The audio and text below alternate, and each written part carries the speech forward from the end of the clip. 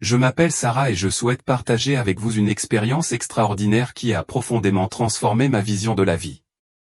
En tant qu'infirmière, ma routine quotidienne est souvent accaparée par les exigences constantes du travail hospitalier, prendre soin des patients, répondre aux urgences et faire face au poids émotionnel qui accompagne la profession. Cependant, une journée apparemment ordinaire a pris une tournure inattendue et bouleversante. Ce qui avait commencé comme une soirée typique de soins aux patients m'a conduit à une rencontre qui a transcendé le monde physique et a changé à jamais ma compréhension de l'existence. Voici l'histoire de mon expérience de mort imminente, un moment qui a éclairé les réalités invisibles de l'au-delà et a remodelé mon âme. Le message que je me sens obligé de partager est d'une importance capitale. Nos choix quotidiens, en particulier les influences que nous laissons façonner nos vies, ont de lourdes conséquences. Grâce à ma propre expérience terrifiante, j'ai compris les dangers de s'écarter du chemin de la droiture et les implications éternelles de nos actions. Ce n'est pas seulement une histoire personnelle, c'est un avertissement et un appel aux autres pour qu'ils réfléchissent à leur vie. Il s'agit de prêter une attention particulière à la musique que nous écoutons, aux médias que nous utilisons et à l'orientation générale de notre vie. Mais plus que cela, il s'agit de rechercher Dieu avec une intention sincère, de nourrir une foi inébranlable et d'être conscient des choix qui peuvent nous guider ou nous induire en erreur. C'était le 3 septembre 2019, une journée qui avait commencé comme n'importe quelle autre mais qui est vite devenue quelque chose de complètement différent. L'hôpital était en proie au chaos, un flot incessant d'urgences couplé à une pénurie de personnel. Je me suis retrouvé à passer d'un patient à l'autre, m'arrêtant à peine pour respirer. Les exigences physiques et émotionnelles de la journée me poussaient à mes limites. À la fin de mon quart de travail, j'étais complètement épuisé, tant physiquement que spirituellement, inconscient de l'expérience profonde qui m'attendait juste au coin de la rue. Après mon quart de travail épuisant, j'avais prévu de retrouver un ami pour dîner. Nous avons choisi un café calme et confortable à proximité, espérant que ce serait l'endroit idéal pour nous détendre et rattraper le temps perdu. Bien que je me sente épuisé par la journée, je ne voulais pas annuler. Je pensais qu'un repas chaud et une bonne conversation m'aideraient à dissiper le stress accumulé au cours de ces heures de travail ininterrompues. Alors que nous étions assis là, à discuter et à manger, j'ai soudain ressenti une pression inhabituelle dans ma poitrine. Au début, j'ai fait comme si c'était juste une tension persistante due à mon quart de travail mouvementé ou peut-être à quelque chose que j'avais mangé. J'ai essayé de rester impliqué dans la conversation, mais l'inconfort s'est rapidement intensifié. La pression s'est transformée en une douleur aiguë et lancinante, et j'ai commencé à me sentir étourdi et nauséeuse. Sentant que quelque chose n'allait vraiment pas, j'ai dit à mon ami que je ne me sentais pas bien et que je devais partir. Je pensais qu'un peu de repos résoudrait ce qui se passait. En quittant le café et en me dirigeant vers ma voiture, la douleur dans ma poitrine est devenue insupportable, comme si chaque pas demandait plus d'effort que le précédent. Ma respiration est devenue superficielle et j'avais du mal à reprendre mon souffle. Juste au moment où je pensais que je ne pouvais plus continuer, tout est devenu noir. Je me suis effondré sur le trottoir froid, incapable de bouger ou d'appeler à l'aide. J'entendais vaguement les voix paniquées des gens autour de moi, mais je ne pouvais pas réagir. La dernière chose dont je me souviens, c'était la douleur atroce et la pensée terrifiante que cela pourrait être la fin. Lorsque je repris enfin conscience, je n'étais pas dans la sécurité d'un lit d'hôpital comme je l'avais espéré. Au lieu de cela, je me trouvais dans un endroit qui me semblait complètement étranger, sombre et froid. La confusion m'envahit tandis que je luttais pour comprendre où j'étais et comment j'étais arrivé là. L'air autour de moi était épais et lourd d'un sentiment de terreur accablant qui me faisait dresser les cheveux sur la tête. Une peur profonde et glaciale m'envahit tandis que je scrutais mon environnement, essayant de donner un sens à cet environnement étrange et inconnu. Devant moi se trouvait un chemin étroit et sinueux, s'étendant dans une obscurité encore plus profonde et plus oppressante. Le sol sous mes pieds était irrégulier et déchiqueté, et à chaque pas hésitant que je faisais, l'air devenait plus chaud, plus étouffant, comme si j'étais entraîné plus loin dans un abîme invisible. Les ombres tourbillonnaient autour de moi, murmurant des provocations sinistres, comme si elles étaient vivantes et se délectaient de ma peur.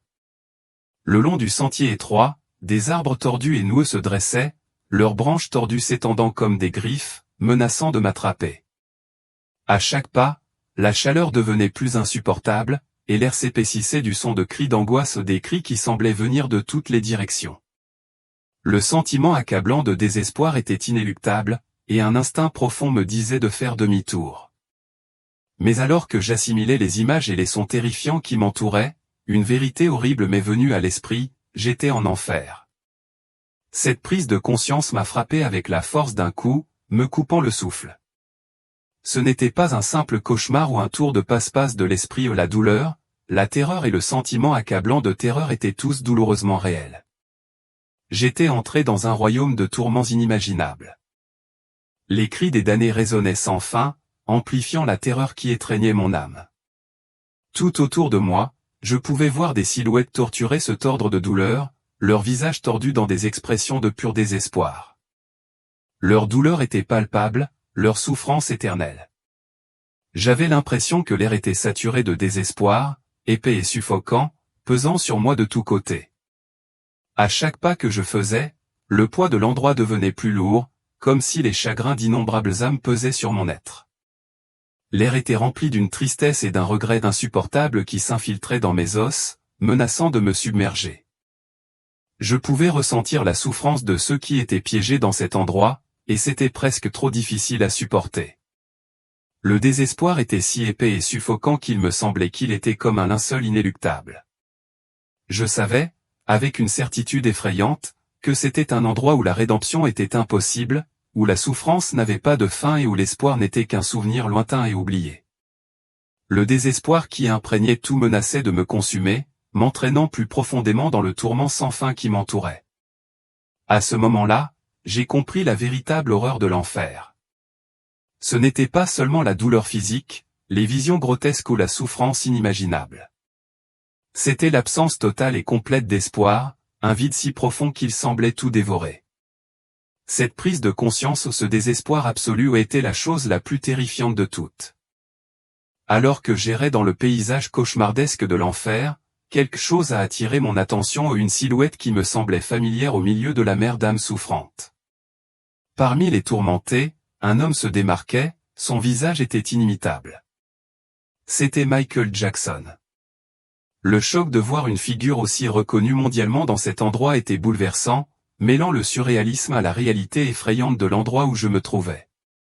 Son visage, bien que gravé d'une profonde angoisse, était immédiatement reconnaissable, et il était clair que lui aussi souffrait d'une manière incompréhensible pour l'homme. Des flammes l'entouraient, s'élevant et claquant comme des entités vivantes, brûlant sa peau et provoquant une douleur visible. Il a crié, sa voix mêlant désespoir et tourment, implorant la clémence et le pardon. À travers ces cris d'agonie, j'ai pu entendre Michael confesser ses péchés. Ces mots ont traversé le chaos alors qu'il avouait à plusieurs reprises avoir égaré les gens avec sa musique et son influence. Il a parlé de l'impact de ses chansons sur ses disciples, reconnaissant que beaucoup avaient adopté son style de vie et ses choix ou des choix qu'il reconnaissait désormais comme nuisibles dans ce monde. Le regret dans sa voix était palpable, une tristesse plus profonde que le tourment physique qu'il avait enduré. Ses confessions étaient déchirantes, car il exprimait le poids de savoir comment sa célébrité et sa personnalité avaient trompé les gens, les détournant du droit chemin. Il a admis le pouvoir qu'il avait autrefois exercé et comment il n'avait pas pris la responsabilité de l'influence qu'il avait sur des millions de personnes.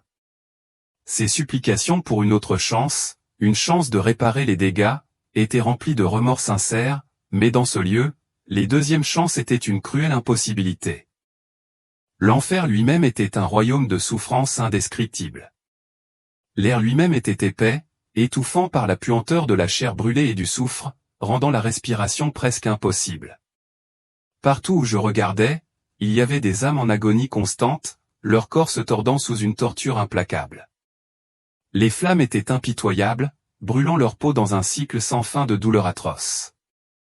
Le sol sous mes pieds était brûlant et déchiqueté, coupant ma chair à chaque pas que je faisais, ajoutant à la misère de simplement exister dans cet endroit. Il y avait des créatures grotesques qui se cachaient dans l'ombre, leur présence malveillante indéniable alors qu'elles semblaient prendre un plaisir sadique à ajouter au tourment, prolongeant l'agonie des damnés. La scène avec Michael Jackson était un puissant rappel des conséquences éternelles de nos actes et de l'immense responsabilité qui accompagne l'influence. Son tourment, comme celui de tous les autres, n'était pas seulement physique mais aussi profondément spirituel, résultat de choix faits et de chemins empruntés sans réfléchir à leurs ramifications éternelles. En enfer, la souffrance était stratifiée physique, émotionnelle et spirituelle, chacune aggravant l'autre dans un cycle implacable de désespoir. Les sons en enfer étaient tout aussi insupportables que les images. Les cris incessants de la souffrance résonnaient sans fin, emplissant l'air d'une cacophonie d'agonie. C'était un endroit où tous les sens étaient assiégés, où l'horreur était constante et où il n'y avait aucune échappatoire. Les âmes torturées se tordaient de tourments, leurs cris d'angoisse se mélangeant à l'atmosphère oppressante, créant un paysage de souffrance pure et implacable.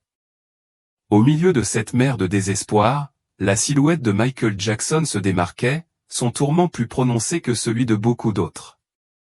Il était en mouvement constant, essayant désespérément d'échapper aux flammes qui l'entouraient sans pitié, mais il n'y avait aucun soulagement.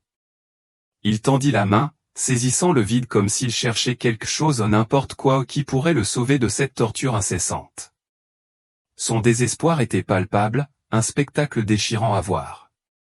Sa voix, éraillée par la douleur et le regret, résonna dans le paysage infernal tandis qu'il criait qu'il était désolé, qu'il n'avait jamais eu l'intention d'égarer les gens. Malgré ses supplications désespérées et ses remords évidents, il n'y eut aucune réponse. Les flammes continuèrent leur assaut, inflexibles dans leur fureur. Michael était pris au piège dans une boucle sans fin de douleur et de regret, ses espoirs de rédemption se heurtèrent au silence. Voir Michael dans cet état rendait la réalité de l'enfer encore plus dévastatrice. Le tourment était omniprésent où il n'y avait aucun soulagement, aucune issue, et la souffrance était éternelle. Juste au moment où je pensais ne plus pouvoir en supporter davantage, quelque chose de miraculeux se produisit. Une lumière aveuglante m'enveloppa soudain, si brillante et intense qu'elle me força à fermer les yeux. Cette lumière était différente de l'obscurité oppressante de l'enfer. C'était chaleureux et réconfortant, comme un bouclier protecteur qui m'enveloppait. Je sentais une force puissante me soulever, m'éloigner du tourment, comme si j'étais sauvé des profondeurs du désespoir. Je me sentais en apesanteur, comme si je flottais, emporté loin des horreurs qui m'entouraient. Lorsque j'ai rouvert les yeux, je me suis vu. J'étais allongé sur un lit d'hôpital, entouré du bip familier des machines et de l'équipement médical. Pendant un moment, j'ai été désorienté, luttant pour comprendre tout ce qui venait de se passer. Mon corps était faible, vidé par l'expérience. Mais le soulagement d'être en vie était écrasant, se mêlant à la profonde compréhension que mon expérience de mort imminente m'avait changé pour toujours. Je n'étais plus la même personne. La joie d'avoir une seconde chance s'accompagnait désormais d'une profonde conscience de l'importance de chaque instant, de chaque action et de chaque choix que nous faisons dans cette vie. Je savais que je devais partager mon histoire pour offrir un avertissement crucial et inspirer les autres à vivre avec intégrité et foi. Mon voyage éprouvant à travers l'enfer m'a révélé l'impact profond que nos choix ont sur nos vies.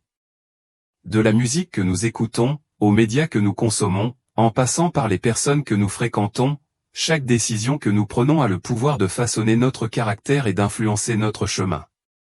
L'enfer a révélé les conséquences dévastatrices de tout écart par rapport à ce qui est bon et vrai. À première vue, certaines paroles et certains messages peuvent sembler inoffensifs, mais ils peuvent subtilement nous éloigner de la vérité de Dieu. Il est essentiel de choisir une musique et des médias qui élèvent notre esprit, favorisent la bonté et s'alignent sur des valeurs qui honorent Dieu. Nous devons chercher Dieu avec ferveur, non par peur, mais par amour et gratitude. Par la prière dévouée, l'adoration et l'étude des Écritures, nous pouvons approfondir notre compréhension de sa volonté et de sa grâce. Ce faisant, nous renforçons notre esprit contre les distractions du monde et découvrons le véritable accomplissement en sa présence. En tant que croyants, nous devons tenir compte de ces leçons avec vigilance, en restant attentifs aux choix que nous faisons et en restant fermes dans notre engagement à marcher à la lumière de la vérité de Dieu. Ce faisant, nous honorons les secondes chances qui nous sont données, incarnant les principes de foi et d'intégrité et reflétant l'amour et la grâce de notre Père Céleste envers le monde. Merci de votre écoute.